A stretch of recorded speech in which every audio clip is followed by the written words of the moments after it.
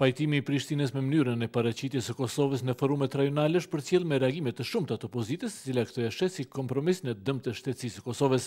Ndërsa qeveria e Kosovës, diplomatët perëndimor thonë se ky pajtim ishte zgjidhja më e mirë e mundshme që i siguron Kosovës përfaqësim të barabartë dhe përshpejtim të rrugës evropiane. Kryeministri i Kosovës Hashim Thaçi cilësoi shumë të rëndësishme marrëveshjen e sotme.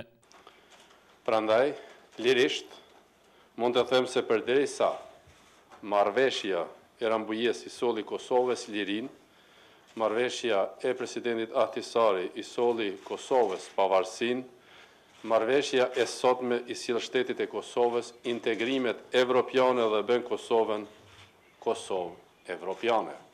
Lidhja Demokratike e Kosovës në një reagim rikonfirmon qëndrimin e saj se, siç thuhet, Republika e Kosovës duhet të përfaqësohet në të gjitha nismat rajonale si vend sovran i pavarur me emrin e vet kushtetues, duke ritheksuar përkushtimin e përhershëm për ardhmërinë e Republikës së Kosovës në strukturat euroatlantike, si dhe duke ritheksuar përkushtimin e thellë për miqësitë përhershme me Shtetet e Bashkuara.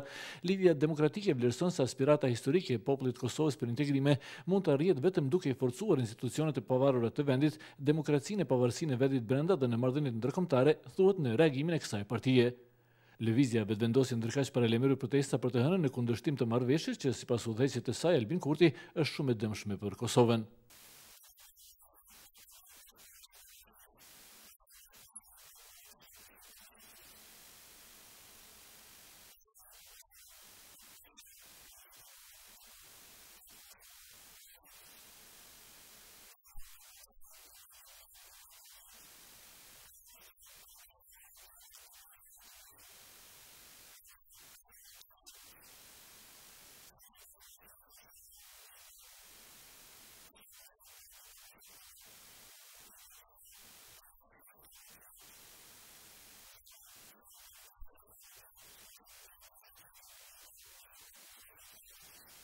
Kryeministri tha që ndërkaq tha se marrëveshja sotme nuk është ideale, por është më e pranueshme për momentin politik që po kalon shteti i Kosovës, ndërsa rënvizoi se ajo është një formulë e përkohshme.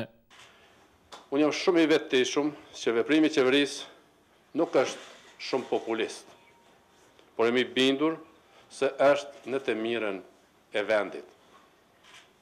Por thelbi të nderuar qytetar, por thelbi i të qenurit lider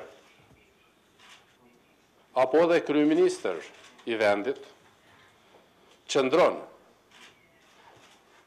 jo vetëm në marrjen e vendimeve të lehta, por në marrjen e vendimeve të rënda, serioze dhe shpeshherë edhe të vështira.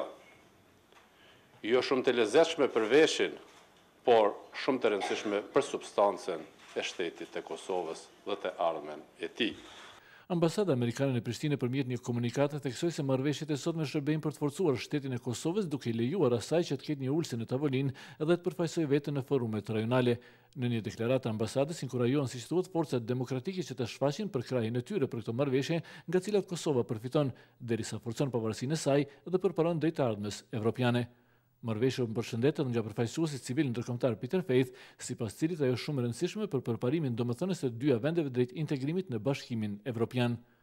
Në Serbi, ndërkaq pushteti ka vlerësuar marrëveshjen e sotme si një